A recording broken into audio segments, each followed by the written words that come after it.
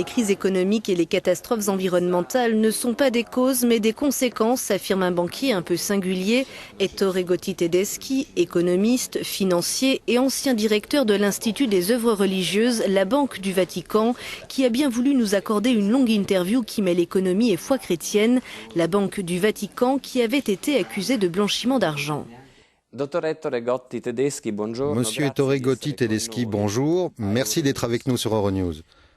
Vous étiez président de l'Institut des œuvres religieuses, la Banque du Vatican, pendant le pontificat de Benoît XVI.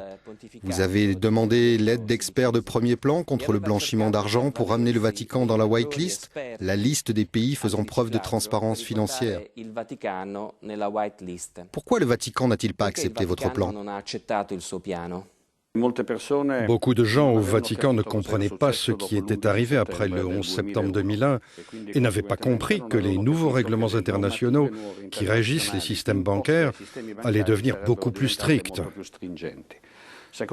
Deuxièmement, de nombreuses personnes au Vatican craignaient une perte de souveraineté en acceptant de se plier à ces nouvelles normes internationales. Troisièmement, pour une question de culture, beaucoup de gens croient que les contrôles ne sont pas légitimes parce qu'au Vatican, il y a les faits, des événements à défendre, et donc les gens confondent les secrets d'un côté et la confidentialité de l'autre. Ils n'ont pas compris que dans le contexte dans lequel nous vivions, l'absence de contrôles internes aurait provoqué davantage de contrôles externes. Quatrièmement, il y avait des gens qui ne comprenaient pas le danger que représenterait l'inapplication de la législation anti-blanchiment, qui entraînerait une perte de crédibilité du Saint-Père. Le problème essentiel de ce débat, c'est qu'ils m'ont découragé et chassé en invoquant 9 raisons totalement fausses. J'ai demandé une enquête immédiate sur ces 9 points. Il n'y en a jamais eu. Et on ne m'a jamais interrogé. Et la blessure grave, qui reste même dans l'Église, c'est qu'ils n'ont pas voulu comprendre la vérité, ni connaître ma vérité. Mais quand vous avez été brutalement limogé, vous avez eu peur pour votre sécurité et vous avez également compilé un dossier sur les secrets de la Banque du Vatican. Les faits se sont passés d'une manière tout à fait différente. Cependant, c'est une question qui a été confiée au procureur de la République et je préfère ne pas en parler. Moneval, le comité d'experts du Conseil de l'Europe pour l'évaluation des mesures de lutte contre le blanchiment d'argent, a toujours identifié de nombreuses lacunes dans les finances du Vatican, en particulier dans le domaine du blanchiment. À votre avis, le pape François est-il en mesure d'arranger les choses ?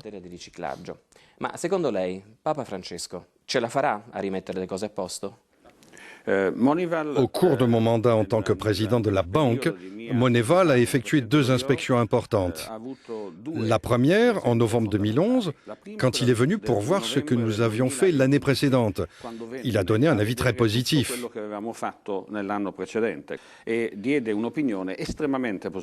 Puis, un mois après, en décembre 2011, la loi au Vatican a changé contre toute attente. 4 points du texte ont été modifiés, et en particulier le rôle de l'autorité de contrôle. Le scandale Vatilix a éclaté à ce moment-là et une banque JP Morgan a clôturé son compte au Vatican, ce qui a eu un énorme retentissement médiatique. Moneval revient en Italie une nouvelle fois et en avril 2012, il a écrit un 2e rapport dans lequel il dit « Vous avez fait un pas en arrière, mais un mois plus tard, je n'étais déjà plus là ». Pensez-vous qu'au sein de la Banque du Vatican, les malversations continuent ? Je ne sais pas du tout. Mais s'il n'y a pas de loi ni de procédure et s'il n'y a pas d'autorité de contrôle, c'est évident qu'il y a un risque. En tout cas, le pape François pourrait résoudre le problème ? Si le pape François veut vraiment prendre des mesures et pas seulement faire des effets d'annonce sur d'éventuelles réformes, il doit se renseigner sur ce qui est arrivé.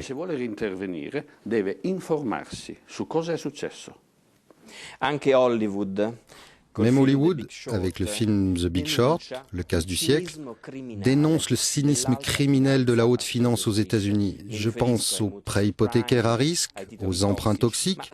Mais à votre avis, est-ce qu'il suffit qu'un banquier soit animé de bons sentiments pour désamorcer les conséquences néfastes de ses agissements ? Dans ce cas précis, le comble du cynisme ne vient pas du milieu bancaire, mais de l'environnement des hommes politiques, qui, pour lutter contre la crise, la chute du PIB et pour relancer l'espoir de réduire la dette sans procéder à un véritable désendettement, ont déclenché le fameux instinct animal des banquiers qui voulaient pouvoir agir librement. La responsabilité est personnelle, Monsieur Valenti. Il n'y a pas une responsabilité collective. Chaque personne doit savoir si ce qu'il fait est bon ou pas bon pour lui-même et pour le bien commun.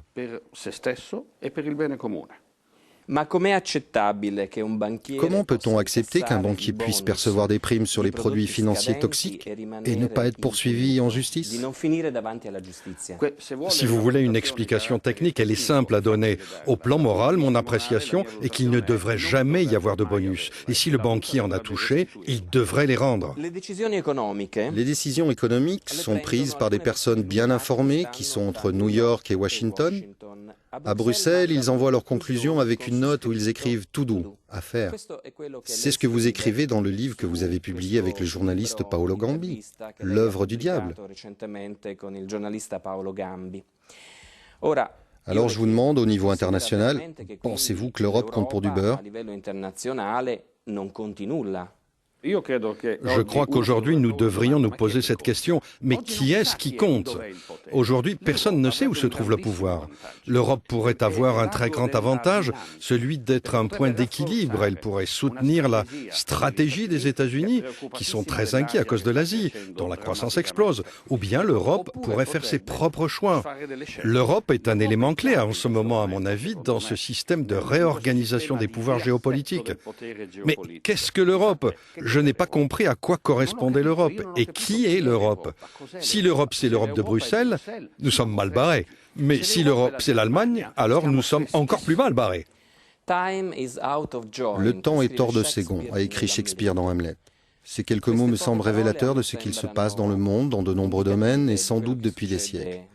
Mais croyez-vous vraiment que les religions et la morale puissent arranger la situation? Il n'y a pas de religion qui impose un système culturel. On ne peut pas imposer quoi que ce soit. Il faut croire individuellement et de façon responsable à propos de ce qui est bon et de ce qui est mauvais, en faisant usage de notre liberté personnelle. C'est pour cette raison que l'Église a un rôle fondamental qui a largement fait défaut au cours de ces 30 dernières années. Ce défaut a amené une grande partie du monde politique et économique, les leaders internationaux, à ne plus avoir de sens à donner à leur vie. Et s'il n'y a plus de sens dans ma vie, comment puis-je donner du sens à mes actions? Monsieur Gotti Tedeschi, merci d'avoir été notre invité sur Euronews. Merci à vous, ce fut un grand honneur et un plaisir.